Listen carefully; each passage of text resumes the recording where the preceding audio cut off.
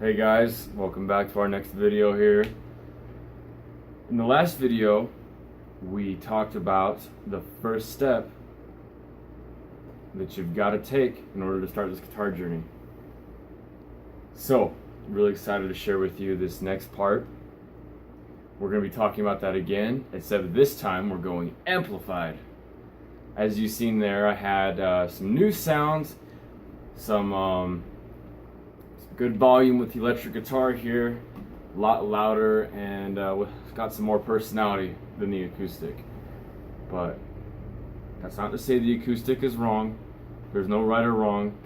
Choose whatever guitar feels right for you right now, what you want to learn, and go with it. So I want to give you guys a little more knowledge about the electric here. This is my electric. I personally love this guitar, and electric guitar in general is what I started with. It has been awesome. Electric gives you so much freedom. You can do so many things that you can't do with an acoustic. But that being said, going back to the acoustic and going back to your roots is always great, especially if you need to change some things up and get a new vibe going on with what you're trying to do.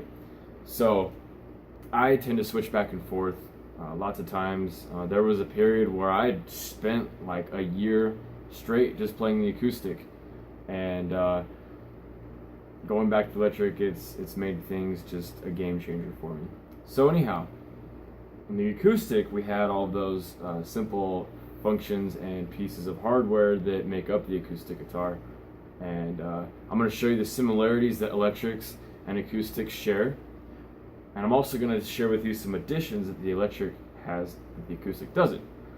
So let's go ahead and give you the proof of the pudding here with my electric guitar. This is my J Tercer. I truly love this beautiful, magnificent piece of art. And it's got some sound holes just like the acoustic, except for these are semi-hollow. So it gives it a nice warm tone compared to most electrics that are just solid. So I kind of have almost like a half acoustic, full electric, intertwined in one guitar. So it's a beautiful function. So anyway, we've got the similarities here: the headstock, the neck, the tuning keys, the tuning pegs, the 6 strings, of course. We've got our frets, we've got our bridge, and we've got the body. Now, we've got some new additions here that I want to point out. Go ahead and turn your learning on. We're going to learn some more terms that's going to get you familiar with your instrument that you're going to be holding and learning about from here on and out. So new stuff. We've got 4 knobs here. You can see I've got my volumes, I've got my tone knobs, and I've got this switch here. This is the toggle switch. Some people call it the kill switch. But this toggle switch has 3 different positions, and it's going to give me a nice unique sound in each one.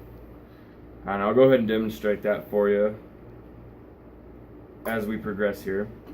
Let's go ahead and finish up these terms before I do that. So we've got this piece here, which is going to hold those strings in place on that edge, but it's also going to give it a nice angle down towards the bridge. This piece right here is what I'm talking about. It is called the saddle. And I guess you can remember that by, if you ride horses, you have saddles to keep you in place so you don't slide off. But I'm not much of a horse rider, so I might have that politically incorrect. Anyhow, the saddle is what that's called. Moving on, we've got our pickups. These are these 2 squares here. They're actually silver, well, not silver, metal. In this case, they're almost like a gold silver, but they're just magnetic bars that pick up sound frequencies, and just depending on which pickup you have the toggle switch set on, since these are intertwined, the pickups and the toggle switch, they have their connection, and that toggle switch is going to let you choose what pickups that you want to use with whatever you're playing. So these are the pickups, and you're going to find those on all electric guitars. That's what's going to give the amplifier more sound, more electricity, sound frequency, etc. Now, going up on the neck here, notice that we have some more frets that we didn't have with the acoustic. And we have this nice cutout here where I can put my hand easily up on the higher notes. So for example, I can go ahead and I can definitely play this on the acoustic easily. I can play something up here.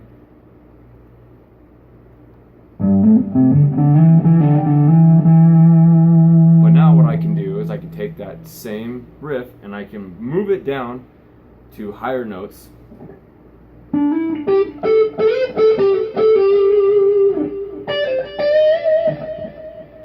I get a nice high sound.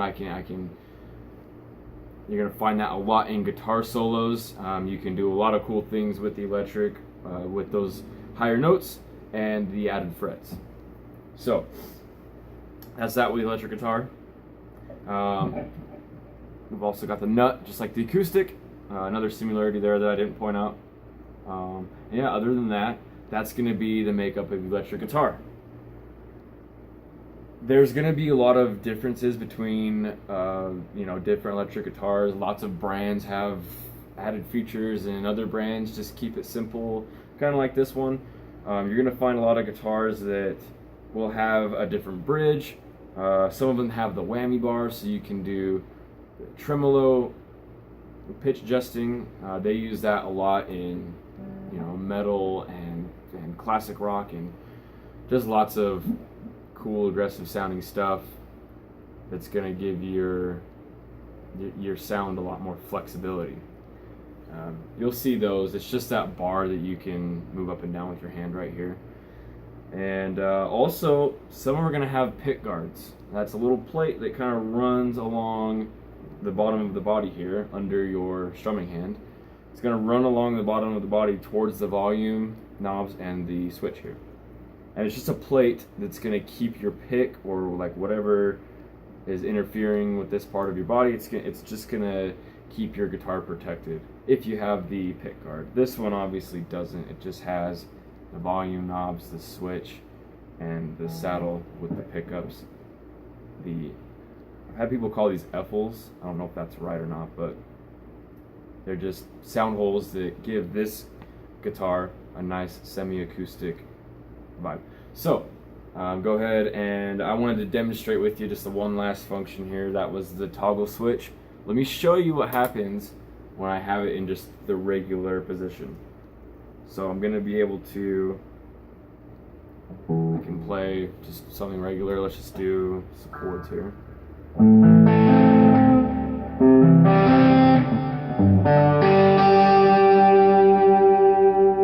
Notice it's got a nice sharp sound that just kind of it hits you. There's no really warmth or thickness to it. Now, that's what I hear anyhow. Everybody's ear is different. If I go to the next position, I'm going to have the other pickup that's going to be picking up the sound frequencies differently. So if I play the same thing,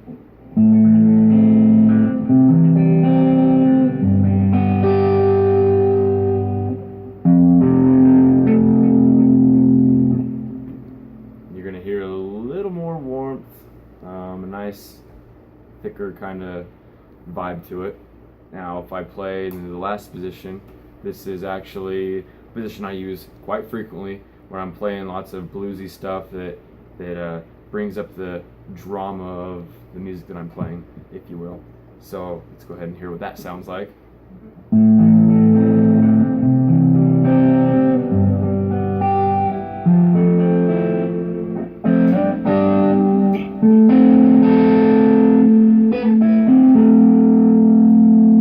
Notice how it has that, it's almost kind of like a creepy, warm, it's got a lot of nice depth to it.